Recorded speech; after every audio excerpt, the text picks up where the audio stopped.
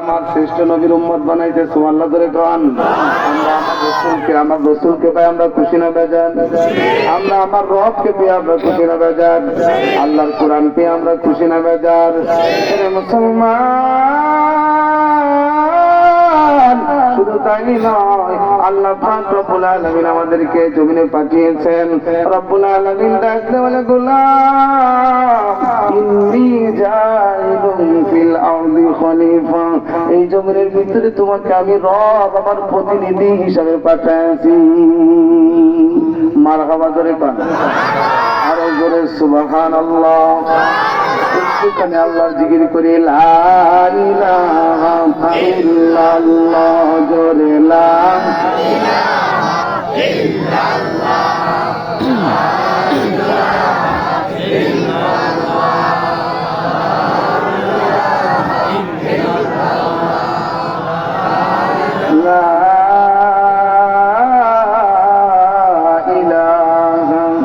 ইল্লাল্লাহ। মুহাম্মাদুর রাসূলুল্লাহ।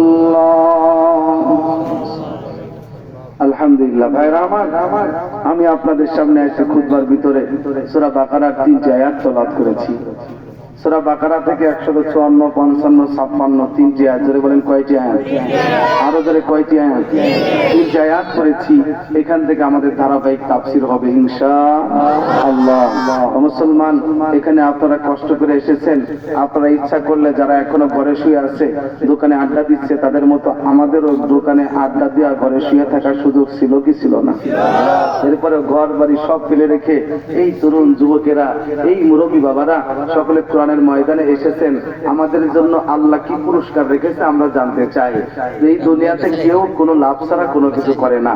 মাহফিলে আসলাম, আল্লাহ ঘরের নরম বিছানা রেখে শীতের রাতে লেপ কাঁথা কম্বল ফেলে মাঠে এসে ময়দানে জান্নাতের বাগানে বসলাম। আল্লাহ তুমি আমাদেরকে কি পুরস্কার দিবা? আমার আল্লাহ ডাক দিয়ে বলেন, হাদিসে কুদসি তিরমিজিতে পড়েছি, ফাআশহিদুকুম আন্নী ক্বাদ গফারতু লাহুম। যারা কোরআনের মাহফিলে গেছে ওদের জীবনের সব গুনাহ মাফ, সমস্ত গুনাহ মাফ। মাসজিদু যিকরিল খায়রুম মিন ইবাদাতি সিত্তিনা সানা। আল্লাহর রাসূল বলেছেন, শোনো, জান্নাতের বাগানে যারা যাবে, কোরআন হাদিসের ময়দানে যারা যাবে, তাদের আমলনামার ভিতরে সামান্য 1 ঘন্টা 2 ঘন্টা উলামা ইকরামের আলোচনা শুনবে, যাবার বেলায় 60 বছরের ইবাদতের সওয়াব দিয়ে যাবে। তাহলে আমরা এখানে এসে কি লাভবান না লস হইছে? তাহলে করে বলেন আলহামদুলিল্লাহ। আমরা কথা বলবো কোরআন হাদিস থেকে। বাংলাদেশে ওয়াজ মাহফিল কম হয় না, অনেক মাহফিল হচ্ছে আলহামদুলিল্লাহ। কিন্তু মাহফিলের ভিতরে বক্তা যদি কোরআন হাদিসের কথা বলে, তাহলে শ্রোতা যারা আছে তাদের ঈমান তাজা হবে। ঈমান কি হবে? যাদাতুহুম ঈমানা, ঈমান বাড়বে কোরআন শুনলে। আর যদি খালি বাবার গল্প, খাজার গল্প যদি খালি শুনি, তাহলে ঈমান আরো নষ্ট হবে। মানুষ মসজিদ রেখে মাজারে গিয়ে সিজদা দিবে। রাগ হইতেছেন? মন খারাপ করতেছেন? কথা যা বলবো হক কথা বলবো। কাকে ভয় করে? বাবাজান, আপনাকে রাগানোর জন্য আমি আসি নাই, আমি এসেছি আপনাকে জান্নাতের পথে নিয়ে যাওয়ার জন্য। ঠিক করে বলেন। এই জন্য মুসলমান, আমরা কোরআন থেকে শুনতে চাই। ধরে বলেন ঠিক কিনা? আজকে আমাদের মনটাকে যদি ক্লিয়ার করে এখানে বসি, তাহলে আমাদের লাভ আছে। আমাদের অঞ্চলে ফরিদপুরে মাছ ধরে জেলেরা এই মাছ ধরে যে ভান্ডের ভিতরে পাত্রের ভিতরে রাখে, এটার নাম হলো খালই। এদিকে কি বলে? ডুলা। এই ডুলার যদি তলা না থাকে, ডুলা যদি খোলা থাকে, তাহলে বলেন এর ভিতরে মাছ রাখলে মাছ থাকবে? সাইকেলের টিউব লিক হয়ে গেছে, এখন আপনি যদি লিক না সেরে, পট্টি না দিয়ে আপনি যদি এটার ভিতরে হাওয়া দেন, হাওয়া থাকবে? সারা রাত হাওয়া দিবেন, হাওয়া চলে যাবে।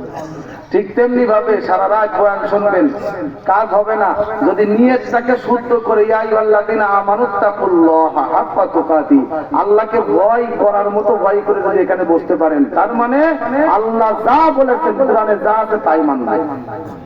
এটা আমার নিজের বিরুদ্ধে দায় দাগ, আমার বাবার বিরুদ্ধে দায় দাগ, পীরের বিরুদ্ধে দায় দাগ, নেতার বিরুদ্ধে গেলে অসুবিধা নাই, আল্লাহর কোরআন সবার আগে। এই নিয়ত করে যদি বসি, তাহলে কাজে লাগবে। নামাজ পড়ে, রোজা রাখি, হজ করে, যাকাত দেয়, ওয়াজ শোনে, আবার সুদ খায়, নাই শরীয়তপুরে নাই। নামাজ পড়ে, হজ করে, যাকাত দেয়, মাহফিল কম শোনে না, অনেক শোনে, আবার নিজের আপন বোনের সম্পত্তি ফাঁকি দেয়। জমি বাবার যে জমি ভাগ পাইছে, বোনের জমি লিখে দেয় না। মনে রাখবেন, এই ডুলার তলা নাই, ওয়াজ শুনে লাভ নাই। নামাজ পড়ে, হজ করে, যাকাত দেয়, মাহফিল শোনে, কিন্তু আবার আল্লাহর কোরআন থেকে সব মানতে রাজি আছে, কিন্তু আল্লাহ বলেন জমিন আমি সৃষ্টি করেছি, আমার হুকুম চলবে, কোরআনের আইন চলবে, কোরআনের পক্ষে কাজ করতে রাজি নয়, তাহলে বুঝবেন আপনার তলার ভিতরে খোলা আছে অনেক বড় লিক আছে। এই লিকটা আগে ঠিক করতে হবে, এরপরে যা বয়ান শুনবো কাজে লাগবে ইনশাআল্লাহ। ঠিক কাজ করে বলেন ভাইরা আমার। আল্লাহ পাক এই তিনটি আয়াতের ভিতরে কি বলেছেন আমরা প্রথমে একটু তর্জমাটা শুনবো, এরপরে আলোচনার গভীরে যাব, তাহলে আমাদের আলোচনা শুনতে, আলোচনা করতে সহজ হবে। সকলে আমার সাথে পড়বেন, আউযু বিল্লাহি মিনাশ বিসমিল্লাহির রহমানির রহিম। ওয়ালা তাকুলু লিমান ইউকতালু ফী সাবিলিল্লাহি আমওয়াত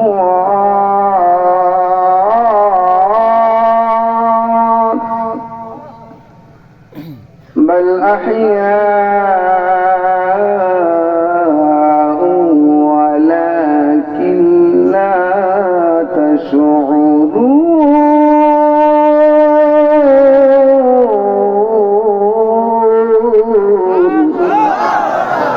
আল্লাহ পাক রব্বুল আলামিন বলেন, দুনিয়ার মানুষ শোনো, আমার জন্য যারা জীবন দিবে, যারা শহীদ হবে, তাদের কোনো মৃত্যু নাই, বরঞ্চ তারা আমি আল্লাহর দরবারে জীবিত থাকে।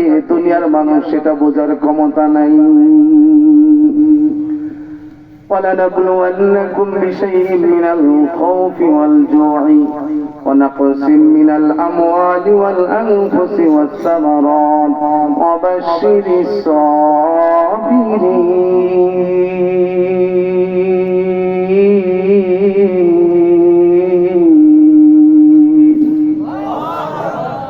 শোনো মুসলমান, শোনো, যদি তোমার ঈমান নিয়ে থাকতে চাও, তাহলে আমি আল্লাহ ঈমানদারের ঈমানের উপরে কঠিন কঠিন 5টা পরীক্ষা নিব। 1 নম্বর পরীক্ষা হলো তুমি ঈমানদার, তোমাকে ভয়ের মাধ্যমে আল্লাহ পরীক্ষা নেবে। 2 নম্বরে তোমার রিজিক সংকীর্ণ করে দিবে, অভাব অনটনে পড়ে আল্লাহ পাক ঈমানের পরীক্ষা নিতে চায়। 3 নম্বরে তোমার মালের ক্ষতি হবে। 4 নম্বরে জানের ক্ষতি হবে, তার মানে ঈমানের জন্য প্রয়োজনে জীবনটাও দিয়ে লাগতে পারে। 5 নম্বরে তোমার ফসল, তোমার ফল নষ্ট করে আল্লাহ তোমার ঈমানের পরীক্ষা নেয়।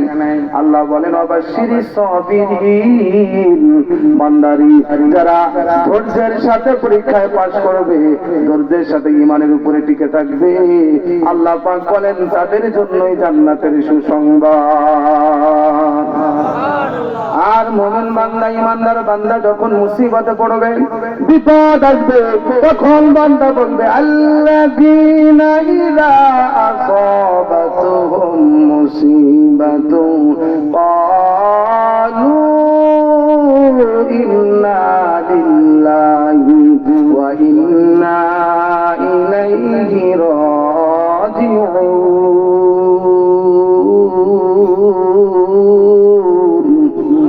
আল্লাহ পাক বলেন শোনো, ঈমানদার বান্দা বান্দিরা যখন মুসিবতে পড়বে, বিপদগ্রস্ত হয়ে যাবে, তখন তারা আল্লাহর উপরে ধৈর্য ধারণ করবে। আমাদের কি আছে?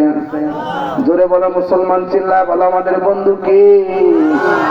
এই পৃথিবীতে যখন আমার কেউ ছিল না, তখন ছিলেন কে?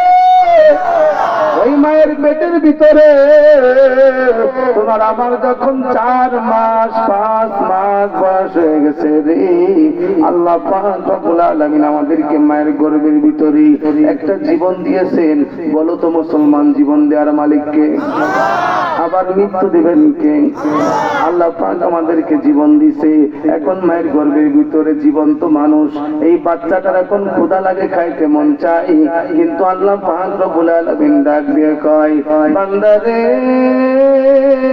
এই জমিনে তোমার বাবার টাকার অভাব নাই, তোমার দাদা ভাইয়ের টাকার অভাব নাই, লক্ষ কোটি টাকার মালিক, কিন্তু তোমার মায়ের গর্ভের ভিতরে তোমাকে একটা আঙ্গুর ফল, 1 প্যাকেট জুস কিনে দিতে পারে নাই।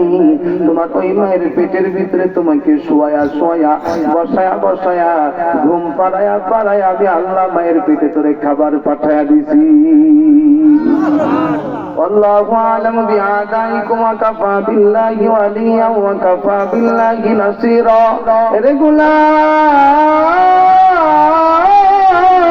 আমি আল্লাহ তোর মায়ের পেটে সব চাইতে বড় বন্ধু হয়েছিলাম। আমি আল্লাহ আবার তোর বিপদের সময় আমি আল্লাহ তোর সাহায্যকারী হিসাবে যথেষ্ট। জোরে বলেন আমাদের বন্ধুকে, সব চাইতে আপন বন্ধুকে। এই জন্য আমরা আল্লাহর সাথে প্রেম করব, আল্লাহর সাথে সম্পর্ক করব। যুবক ভাইরা রাজি আছো? প্রেম হবে কার সাথে? আল্লাহর সাথে। যত বেশি গভীর প্রেম হবে আল্লাহ তাকে তত বড় ওলি বানায় দেবে। যত গভীর প্রেম সম্পর্ক, সে যদি যুবকও হয়, সম্পর্ক মালিকের সাথে গভীর, সে আল্লাহর ওলি। দুইটা কাজ করলে ওলি হওয়া যায়, বলেন কয়টা? এক নম্বরে হলো কোটি কোটি টাকার মালিক হওয়া লাগবে নাকি? অনেক সুন্দর চেহারা থাকা লাগবে, অনেক মুরিদ থাকা লাগবে না। আমার আল্লাহ সহজ প্রকাশ করতেছে, আল্লাযীনা আমানু ওয়া কানু ইয়াত্তাকুন।